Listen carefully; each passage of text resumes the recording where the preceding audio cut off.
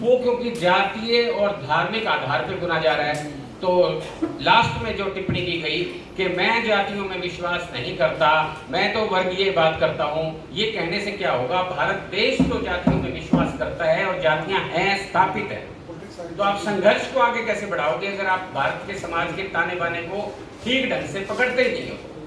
उसको तो अनिवार्य तौर पे आपको समझना पड़ेगा। उनके बीच के अंदर बहुत बड़ी चर्नी चल रही है, वो किस दिशा में जाएगी, कैसा रूप लेगी, क्या वो आगे चल के किसी तरह से वर्गीय एकता में कन्वर्ट होती है कि नहीं होती है, ये सारा कार्य आज के दौर के अंदर हमारे सामने प्रस्तुत है।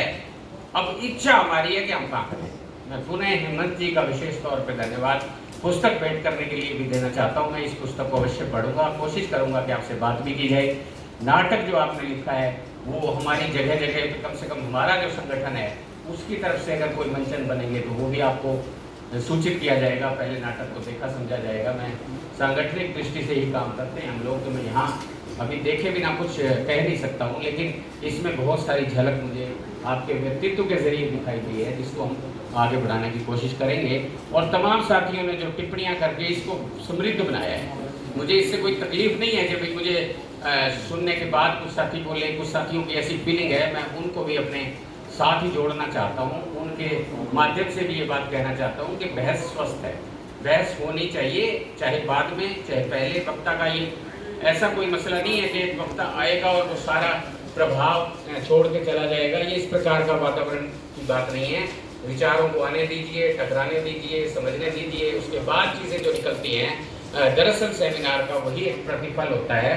और मुझे लगता है कि ये प्रतिफल वास्तव में सार्थक होगा अगर वैज्ञानिक मानसिकता की बात आगे बढ़ती है, अगर बहुसंख्यकवाद को समझकर हम अल्पसंख्यकों की तरफ भी बहुत ज़्यादा ध्यान देते हैं, जिसकी तरफ बाबा साहब ने अंदेशा प्रकट किया था, उसको भी अगर देखते हैं। और तीसरी आखिरी बात मैं कहना चाह रहा हूँ कि हम एक नागरिक बनते हैं। एक नागरिक अगर हम बन जाते हैं, जात पात की तमाम चीज़ों को या धर्म इलाके की तमाम चीज़ों को, भाषाई अपने जो भेद हैं, भारतीय बनना जरूरी है। अभी तो भारतीय बनने की यात्रा जो है वो हमारी बहुत दूर हमारा एक मंजिल है, तब ये संविधान बचेगा, ऐसे ही मतलब नहीं बचेगा, ये निश्चित बात है। इसमें कोई निराशा नहीं है, इसमें संघर्ष की जो चुनौती है उसको सामने रखने की जरूरत है। धन्यवाद सर। डॉक्टर साहब, एक साथी ने लास्ट में एक प्रश्न कराया था, भारत और इंग्लैंड में और 1925 से लेकर 2025 तक, उस साथी की बात का थोड़ा जवाब दे। सुलेख का प्रश्न था वो। हाँ जी, एक्चुअली वो भारत और इंग्लैंड का मसला नहीं, वो कुल मिला के जो मैंने कहा कि मतलब अभी इन्होंने कहा कि पलायन हो रहे हैं और ये सारी बात। देखो बात ये है कि वो देश विकसित देश हैं, आज के नहीं है, बहुत पहले से हैं। और साइंस एंड टेक्नोलॉजी ही एकमात्र हथियार थी जिसका बाबा साहब ने भी जिक्र किया है। बाकायदा उन्होंने साइंस एंड टेक्नोलॉजी को बहुत महत्वपूर्ण माना है जीवन के लिए। साइंस एंड टेक्नोलॉजी के आधार पे उन देशों ने पूरी दुनिया को उपनिवेश बनाया है अपना, पूरी दुनिया को। और आज भी साइंस एंड टेक्नोलॉजी जो है वो भारत में कहीं ठहरती नहीं। भारत तो मतलब अपनी रिसर्चेस कर ही नहीं रहा।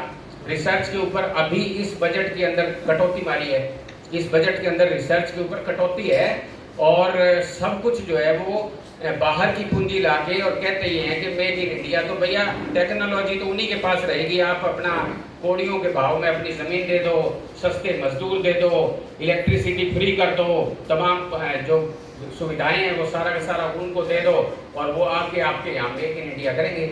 तो आपके पास जो साइंस है, या जो उन्होंने कहा, बहुत अच्छी बात कही है उन्होंने कि प्रतिभाएं हैं। अब ये सिलिकॉन वैली जो है अमेरिका की, वो सिलिकॉन वैली के अंदर तो भारतीय बैठे हैं। IITN जो आपके IITN हैं वो तो जा रहे हैं अमेरिका के अंदर। वो तो आपके यहाँ क्योंकि IIT करने वाले व्यक्ति के लिए और रोजगार ही नहीं बचा है। और इसमें एक चीज़ और मैं जोड़ना चाहता हूँ, क्योंकि ये बात आ गई और इन्होंने कह दिया कि उत्तर देना है। असल में अब आप देखेंगे अगर, तो जो सिलिकॉन वैली की मैं बात कर रहा हूँ, वहाँ दलित समाज के बच्चे नहीं हैं।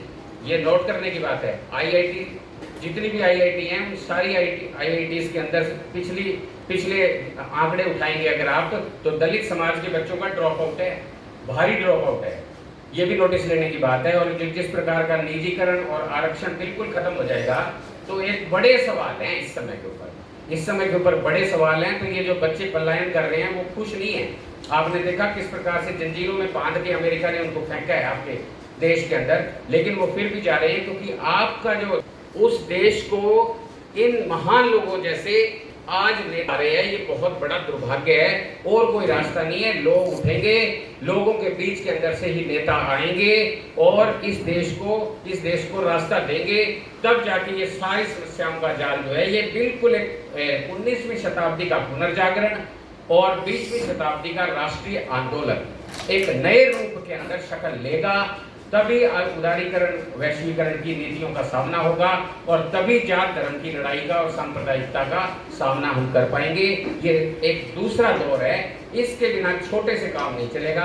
बाकी बहुत सारी बातें पहले से हो चुकी हैं, ज्यादा समय मैं नहीं ले रहा हूँ। एक बार फिर से शुक्रिया।